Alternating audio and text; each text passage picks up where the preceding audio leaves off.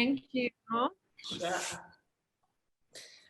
So I know it's quite bright in there. I hope you'll be able to see what I want to show you. My sort of bio is a little bit messy and doesn't really stick to a kind of singular practice.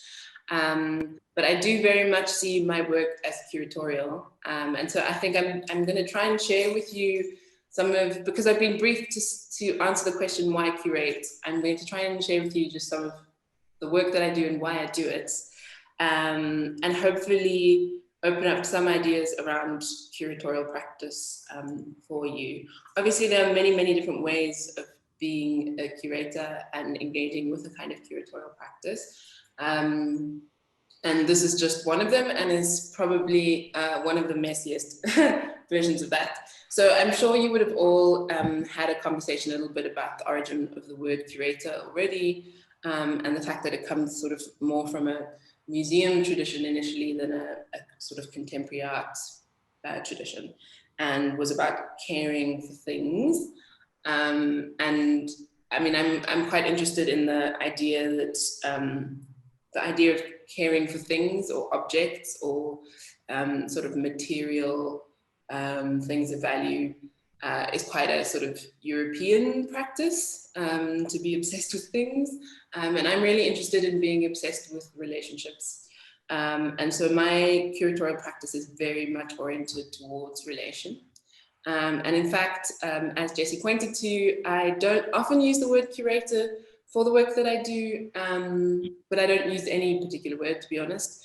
But I am really interested in the idea of what I've come to call practitioning. And I've written a short text that I can share with maybe Rebecca or Jessie, who can share it on, which is this idea of working with many different practices, which I think is very pivotal to the kind of role of the curator internationally, but particularly in our own context where there isn't a ton of funding for making exhibitions, where we can't necessarily be one profession all of the time. Practitioning for me is an interesting way of bringing many things together. And curatorial practice is an interesting kind of approach to bringing things together from a position of care and of thinking very carefully about how you present different ideas to each other. So as I mentioned, I am particularly interested in curating relationships as opposed to objects. And this comes from my own both sort of academic and artistic practice, which has historically been really interested in relations. These are just some terms that have been used over the past maybe 20 years or so for certain kinds of practice that are based on arts that's very much about people relating to each other. Some of these terms have now gone out of fashion, like relational aesthetics, I think, has become a bit old school.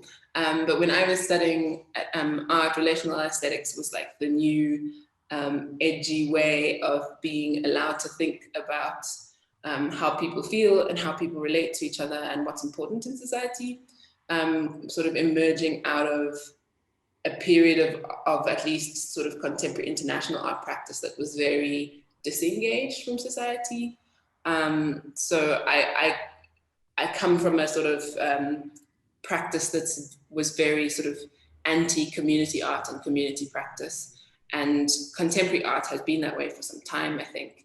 And it's only been some of the braver practitioners who've been able to really commit to that being a kind of critical practice. But all of these words kind of speak to ways of relating to other people and using art practice to relate to other people.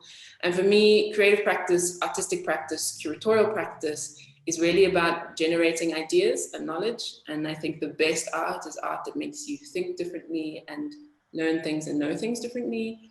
And for me, you can generate knowledge through writing texts and writing books and being a professor and working at a university and making paintings and hanging them on walls.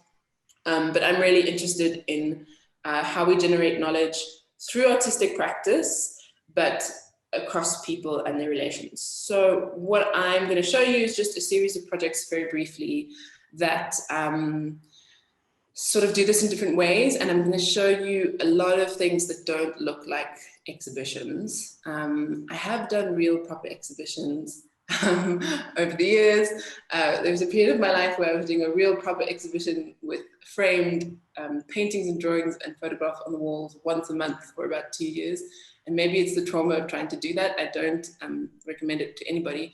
That has made me shift very much away from putting things on walls. I still put things on walls, but as you'll see, usually not in frames. And I'm really interested in the things that happen around the things on walls. So I'm going to just sort of run through some ideas, and then maybe if there are any projects or ideas that you're particularly interested in, we can go back to them and unpack them a little bit. So I'm not going to go into anything in a lot of detail.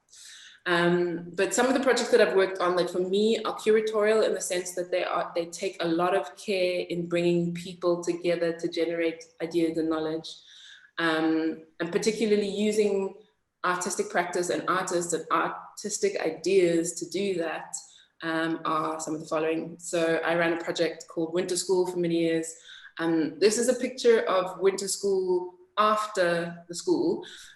We would have school once a week in the winters in Joburg when it was very cold, and someone would come and speak, and we would study a specific subject for the winter. And we always had it in a restaurant called Odudua, which is in Jeppystown, which is a kind of working class neighborhood. And Odudua made West African food, and actually most people came to school for the food, and I thought that that was perfect. And the conversations that happened around the food were just as important as the conversations we had around critical artistic discourse sorts of topics. And very much the kind of eating part was just as important as the kind of sitting in front of an expert speaking to us kind of part. This is another example of something similar, which is a project actually in DRC, which is a library. So you can't really see it, but on the right, there's like a bookshelf, which had some books in it and was part of a much broader project working with a former mining complex in Lubumbashi, and bringing people together to have conversations, to read books together and study is a kind of extended sort of form of the practice that I work with. Another project that's actually primarily based on gardens, bringing school children together to garden, but thinking about gardens very much as sites of knowledge production. And so the garden becomes the kind of exhibition space. So this garden is actually built, we built it inside a museum. So this is the art gallery, Johannesburg Art Gallery, and works with archival imagery, as you can see there, that we've collated. So this is a kind of curatorial practice, not necessarily of artists in the formal sense, but of plants and of archival photographs. But the most important part was really gathering people together. This DJ, he is actually a farmer, and he DJs too, but he DJs, the music he plays is for the plants. And sort of bringing people together to have the conversations and engage with some of the questions that the exhibition brought about was as important as putting up these photographs and creating this garden. And as you can see there, another sort of part of my practice, and particularly my practice in the arts collaborative with Nari Makoto called Made You Look, we often invite people into taking over processes that we've produced and invite people into the kind of conceptual intentions that we have, because that idea of knowledge generation between people can continue when we're not in the room or outside of our intended ideas, if that makes sense. When I have done more conventional exhibitions of putting things on walls, as you can see here, it's actually books. And again, really interested in kind of getting people to spend time with ideas and develop their own ideas. And those ideas may not be ideas that are immediately obvious to us, but might also open up in a series of programs. So I think I'm going to show you a number of images from a series of exhibitions done that in a much more sort of conventional exhibition format, but pivotal to all of these programs was always to have additional programming, whether it be music, whether it just be bringing people to sit together in a garden, whether it be talks programs, reading groups, that kind of knowledge generation space that's initiated and brings together artists with other kinds of people is really vital to my idea of care around ideas and around art practice. So again, a slightly more sort of conventional, beautiful exhibition with things on walls, but really importantly, kind of bringing in talks programs, bringing people together to study ideas, to have conversations. Again, sort of being able to touch books or photographs and really kind of get into things rather than always be just a passive viewer. This was a reading group that was hosted over a number of days in the park across from the gallery, and people would bring texts and read texts together, and everybody would bring food. And these texts were generally around land and questions of land and reclaiming the land, and the texts from all over the so-called global south or the formerly colonized world, and we would kind of engage with these topics. Working quite a lot with also research content. So again, bringing together really beautiful images, but also archival content, researched material, so that these ideas are coming from multiple elements, multiple sides.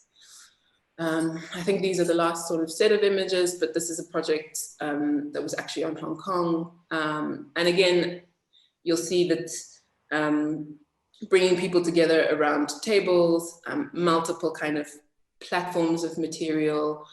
This was done with an art and farming collective in Hong Kong, but was during the major protests in Hong Kong, so also sort of responding to some of the issues there. But again, you'll see zines, books, tables, giving people time to stop, to sort of pause with ideas and to generate ideas amongst each other. That's kind of really my interest and my focus. So that gives you just a very quick, as I said, very quick run through of the kinds of projects that I like to do and my sort of approach to curatorial practice. And again, just to sort of reiterate that there are many different ways of curating, and I think for many of you, you probably think of curating as putting work on walls, and I think that is that artists have this vital potential to bring about these new ideas and generate these new ideas. And for me, putting things on walls is step one in that generating ideas process. And I get really excited about how we can unpack that. And for me, that's deeply part of the curatorial practice and the curatorial process. So that's my quick introduction. And if there are any sort of projects or ideas you'd like to unpack a little bit more in that, then maybe we can do that a bit more in discussion. Over to you, Jessie. A lot of curatorial work, I think, is research work. A lot of being a curator is understanding the full context and complexity of an artist's work. And that sometimes means researching beyond what that artist is even immediately interested in. And often that research can mean drawing things out of an artist's work that help people who come to see that work really engage with it. So another example is I worked with a Namibian artist who was working on the genocide in Namibia by the German colonials, which I'm sure you would all know a little bit about. And she had produced this really extraordinary set of maps and this installation with clay faces that sit in the sand. And I did a lot of reading about Namibia and Namibian history in order to kind of be able to engage with her and her work. And in moments when she was getting a bit stuck about how to present her work in a very different context to where she would usually show it, it was helpful for me to be able to bring the context of, say, South African land questions and Namibian land questions in order to make her work feel very, very present to the South African context and the South African audience, but also still very strongly represent the issues that she was trying to represent. So that kind of research work is really helpful. And then sometimes it can be helpful to enter elements of that into an exhibition. Of course, not all artists want to work in that way, but you would also work with artists as a curator that can kind of respond to that way of working. Could you speak a little bit more about what you said at the beginning about moving beyond, let's say, the putting things on the wall or like a traditional exhibition space, and like in terms of because on like yeah, in terms of what the first steps of that would look like to somebody who is like feeling limited or constrained by that format. Mm-hmm. Yeah, I mean, I think that for anybody, even someone who really who's really loves putting exhibitions up that are very much sort of the more conventional exhibition methodology, I think it's kind of necessary to program other elements around that. I think particularly, you know, in Europe, there's kind of an easier engagement with work that is maybe not immediately readable to the average audience member. Like there's a culture of being more accepting of that. For me, it becomes really, really important in building more people who want to engage with creative practice, building more people who want to come into artistic spaces, even if they're not artists themselves, and have experiences with artworks, to have broader ways of accessing work and ways of entering in. We know that art spaces can often be quite intimidating. They can often feel quite sort of high end.